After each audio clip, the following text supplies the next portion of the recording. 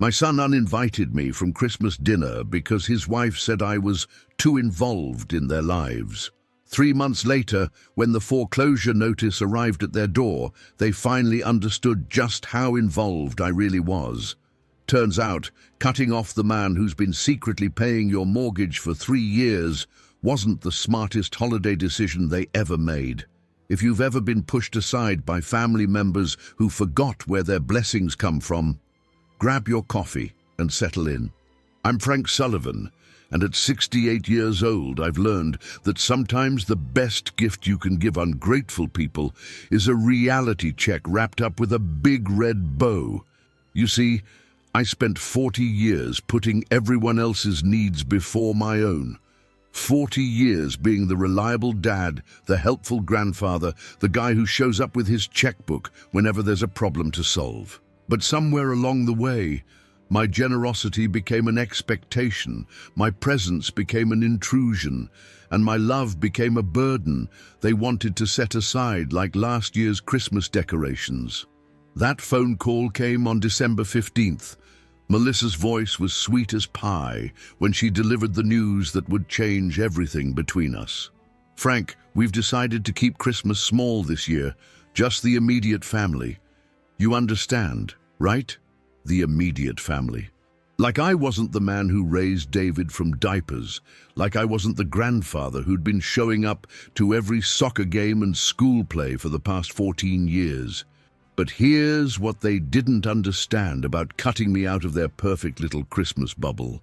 I wasn't just the old man bringing store-bought pies and awkward small talk to their dinner table. I was the financial foundation their entire house of cards was built on, and they were about to learn that lesson the hard way.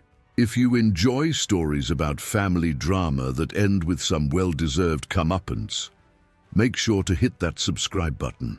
I'm always here sharing these life lessons that took me 7 decades to learn, because sometimes the most important gift you can give yourself is the permission to stop being taken for granted. That Christmas would be the last time anyone in my family would assume Frank Sullivan was just going to smile, nod, and write another check to keep their problems at bay. It was time for this old dog to teach some young pups what gratitude actually looks like. David was 8 years old when his mother died, and from that moment on, it was just him and me against the world. I worked double shifts at my small construction business to make sure he never felt like he was missing out on anything. Baseball camps, college tuition, his first car. Whatever David needed, Frank Sullivan found a way to provide it without complaint or strings attached. When he brought Melissa home 6 years into their marriage, I was thrilled. David had been so serious after losing his mother, carrying responsibilities that no kid should have to bear. Melissa brought laughter back into his life, and when Ryan and Emma came along, I thought I'd won the grandfather lottery. Those kids lit up my world in ways I never expected at my age. I became the built-in babysitter, the emergency contact, the grandfather who never missed a birthday party or school event. When David got laid off from his IT job 3 years ago, I didn't hesitate to step in. "Don't worry about the mortgage," I told him privately. "Focus on finding work and I'll handle things until you get back on your feet." It was supposed to be temporary, just until he landed something new.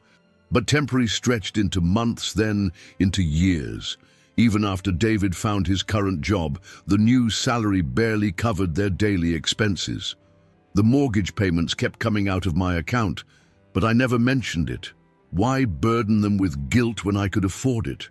Why make them feel small when I could help them maintain their dignity? Those were golden years, even if they were expensive ones. Sunday dinners at their house, helping Ryan with his science projects, teaching Emma how to braid friendship bracelets like her grandmother used to make. I felt needed, wanted, essential to their daily happiness. Looking back now, I realize I was buying my place in their lives without even knowing it. The warning signs started showing up about 6 months ago. Melissa would get this tight smile whenever I offered advice about the kids. David started saying things like, "We've got it handled, Dad," when I'd suggest solutions to their problems. Family dinners became less frequent, and when I did get invited, I felt like I was intruding on some private conversation I wasn't meant to hear. I convinced myself it was just them growing more independent, becoming more confident as parents and partners. I told myself that stepping back a little was healthy, that maybe I had been too involved in their daily decisions.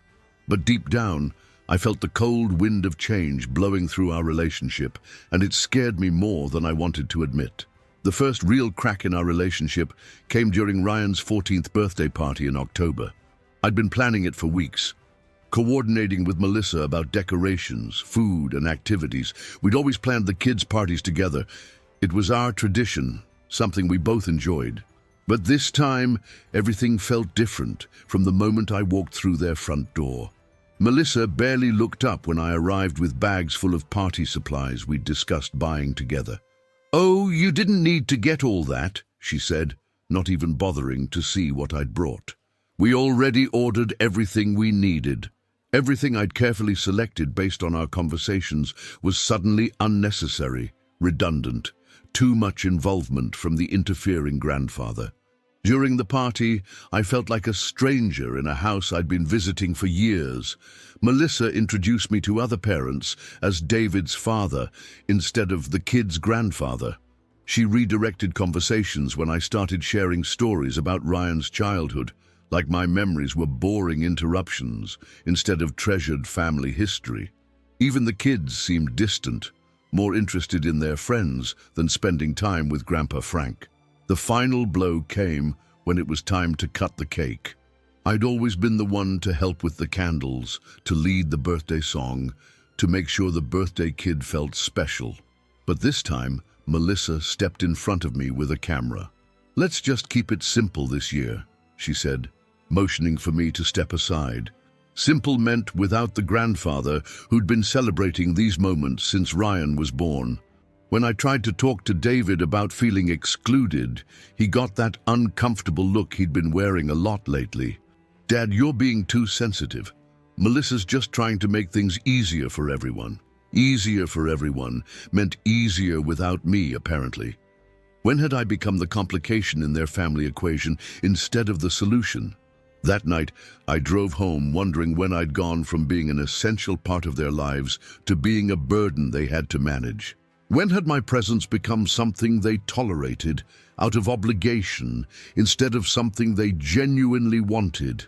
The worst part was realizing that while I'd been so focused on providing for them financially, I'd somehow failed to secure my emotional place in their hearts.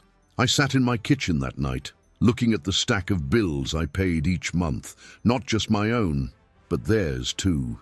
Their mortgage, Ryan's orthodontist, Emma's dance classes, the car insurance on David's vehicle. I was supporting a lifestyle that apparently didn't have room for the man who was making it all possible.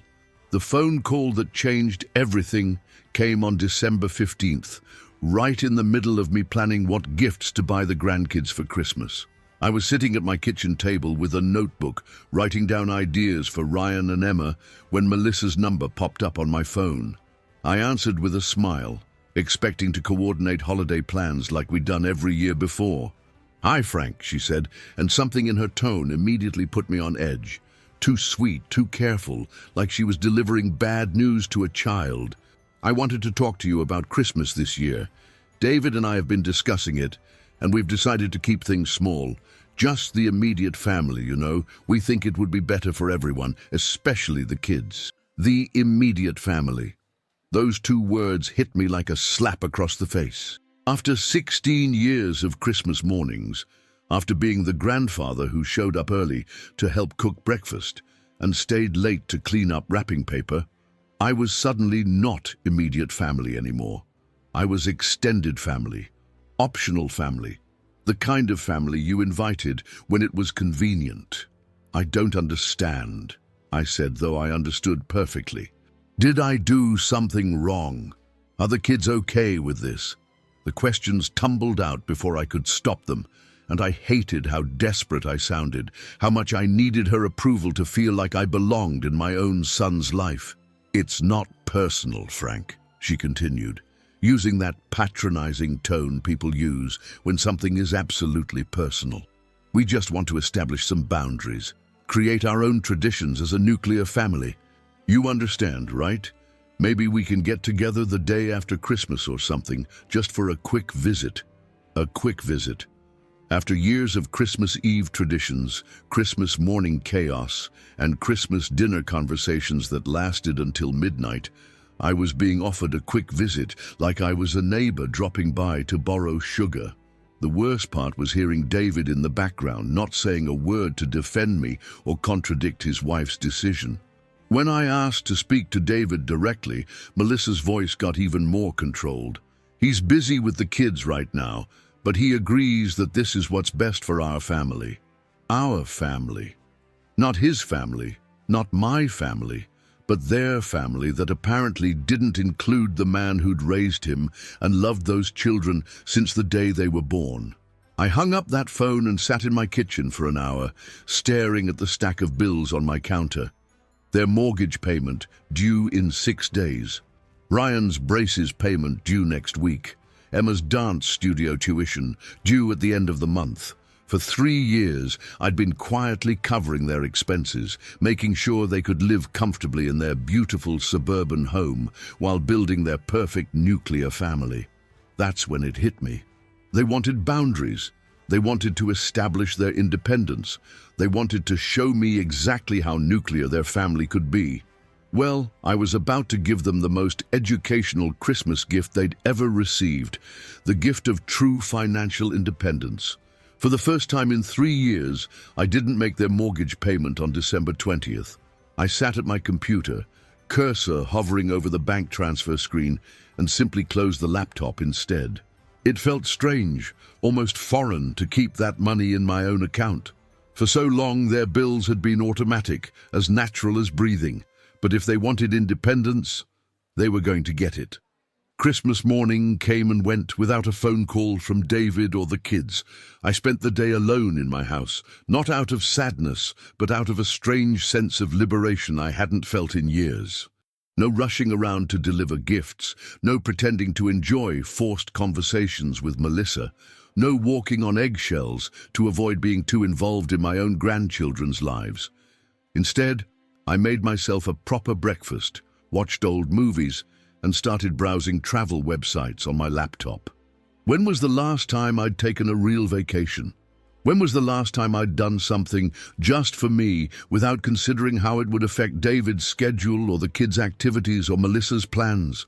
January came and went without their mortgage payment. February followed the same pattern. I found myself sleeping better, eating better, feeling lighter than I had in months. The guilt I expected never came. Instead, I felt something I'd almost forgotten, the freedom to spend my own money on my own priorities. I started taking pottery classes at the community center, joined a hiking group for seniors, even went on a few coffee dates with a lovely widow named Dorothy from my bridge club. For the first time in decades, Frank Sullivan was living for Frank Sullivan, and it felt incredible. Meanwhile, my phone stayed remarkably quiet. No calls asking how I was doing, no invitations to family dinners, no requests for help with the kids' school projects. Their independence was apparently complete. They didn't need the interfering grandfather for anything, which made it easier for me to redirect my energy toward people who actually appreciated my company. The first sign of trouble came in early March, when David left a voicemail that I almost didn't return. His voice sounded strained, tired, like he was dealing with something stressful at work. "Hey Dad, just checking in. Haven't heard from you in a while. Call me back when you get a chance." But I was busy that week. Pottery class on Tuesday, hiking on Thursday, dinner with Dorothy on Friday. By mid-March, the calls became more frequent and more urgent. David started asking specific questions about my health, my finances, whether I needed help with anything. It was almost touching, this sudden concern for my well-being, except I knew it wasn't really about me. Something was happening in their perfect nuclear family, and they were starting to realize that some problems require more than just immediate family to solve. The irony wasn't lost on me. For months, I'd been too involved in their lives. Now, suddenly, I wasn't involved enough. The call I'd been expecting finally came on March 28th. David's voice was tight with panic when I answered, though he tried to sound casual at first. "Hey, Dad, quick question. Have you been having any problems with your bank? Any weird charges or issues with automatic payments?" I almost laughed out loud. After 3 months of radio silence, after being excluded from Christmas and treated like an inconvenient relative, now they were worried about my banking problems. "No, son, everything's fine on my end." "Why do you ask?" There was a long pause, the kind that comes before someone has to admit they're in serious trouble. "We got some kind of notice about the mortgage being behind. Must be a mistake from the bank or something. I was wondering if maybe your automatic payment got mixed up somehow." My automatic payment, not their mortgage, not their responsibility, but my automatic payment that they'd been counting on for 3 years without ever acknowledging it existed. The entitlement was breathtaking, even though I should have expected it by now. "David," I said calmly, settling back in my favorite chair with a cup of coffee, "there's no automatic payment from my account to your mortgage company. There never has been an automatic payment. I've been manually paying your mortgage every month for 3 years, and I stopped in December." The silence on the other end of the phone was deafening. I could practically hear the gears turning in his head, trying to process what I'd just told him. "What do you mean you've been paying our mortgage? We never asked you to do that." "No, you never asked. I offered when you got laid off, remember? I said I'd help until you got back on your feet. That was 3 years ago, son. You got back on your feet, but somehow my help became permanent without anyone bothering to discuss it." His voice cracked when he spoke again. "Dad, we had no idea. We thought we were managing everything ourselves. If you've been paying it this whole time, why did you stop? We're 3 months behind now. They're talking about foreclosure. You wanted independence, David. You wanted to establish boundaries, to be just the immediate family. Remember Christmas? Remember how I wasn't immediate family anymore? Well, congratulations. You got exactly what you asked for. Complete independence from the interfering grandfather who was apparently too involved in your lives." I could hear Melissa in the background, her voice rising in panic as David tried to explain the situation to her. The woman who'd been so concerned about boundaries was suddenly very interested in my involvement again. Funny how money problems have a way of changing people's perspectives on family relationships. "Dad, please, you have to understand. Melissa we just thought it would be better if we had some space to figure things out as a family. We never meant for you to stop helping with everything else. Everything else, not just the mortgage, but the car insurance, the kids' activities, the orthodontist bills, the dance classes, the summer camps, all the everything else that had made their comfortable lifestyle possible while I quietly paid the bills and asked for nothing in return except to be treated like family. That conversation with David was 6 months ago, and I haven't made a single payment toward their house since. They managed to avoid foreclosure by refinancing with Melissa's parents as co-signers, but their new mortgage payment is higher. And they had to give up the dance classes, the orthodontist, and most of the extras that had made life comfortable for everyone. Meanwhile, I've never been happier. The money I used to spend keeping their household afloat has given me the freedom to finally live the life I want. I bought a beautiful motorhome and spent 2 months driving through the national parks I'd always wanted to see. I took a cruise to Alaska, learned watercolor painting, and yes, Dorothy and I have become quite the item at the community center. David calls occasionally, usually when they're facing some new financial crisis, but I've learned to let those calls go to voicemail. They wanted independence, and independence means solving your own problems like the adults they claim to be. I spent 40 years being the solution to everyone else's problems. Now, I'm the solution to my own dreams. The kids reach out sometimes through social media, and I always respond with pictures of my latest adventure or a new painting I've finished. Ryan asked if he could visit during summer break, and I told him he was welcome any time, as long as his parents understood that Grandpa Frank was too busy living his best life to play ATM anymore. You know what I learned from all this? The people who truly love you don't put conditions on your place in their lives. They don't uninvite you from Christmas and then expect you to keep paying their bills. They don't establish boundaries that conveniently exclude your presence, but include your financial support. I wasted too many years trying to buy my way into relationships with people who should have loved me unconditionally. Now, I spend my time with people who appreciate my company, not my checkbook. Dorothy and I are planning a trip to Ireland next spring, and let me tell you, it's a lot more fun spending money on someone who actually wants to be around you. Have you ever been taken for granted by family members who forgot that love is supposed to go both ways? Have you ever discovered that your worth to someone was measured entirely by what you could provide instead of who you are? Leave me a comment and tell me your story. And if this tale of late-in-life liberation inspired you to put yourself first for a change, hit that subscribe button. I've got plenty more stories about learning to value yourself enough to walk away from people who don't. Remember, folks, it's never too late to start living for yourself instead of living for people who wouldn't cross the street to see you happy.